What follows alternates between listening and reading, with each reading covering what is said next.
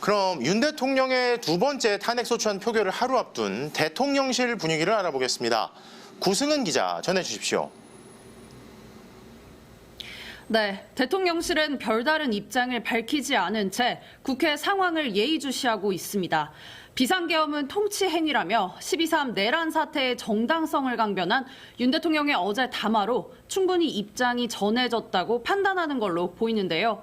대통령실은 열흘째 모든 공식 일정을 멈춘 개점 휴업 상태입니다.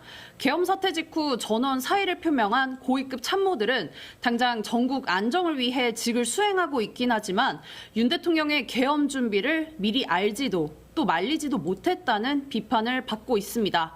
지난주와 달리 이번엔 여당에서 이탈표가 예상되며 탄핵 저지선이 무너질 조짐을 보이는 가운데 대통령실 관계자는 현재로서 탄핵을 예견하고 준비하고 있는 건 없다며 말을 아꼈습니다.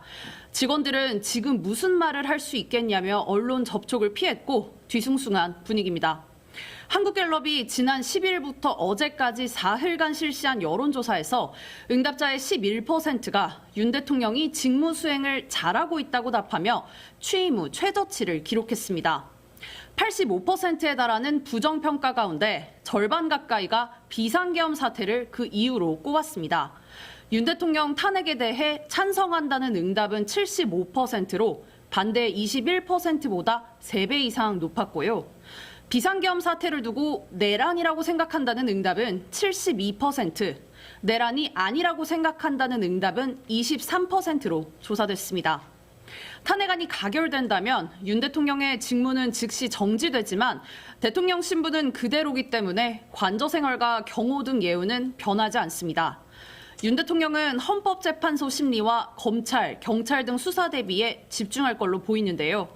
대검 중수부장 출신 검사 선배인 김홍일 전 방통위원장을 중심으로 변호인단을 꾸리고 있지만 정치적 부담 때문에 선임에 어려움을 겪는 걸로 알려졌습니다.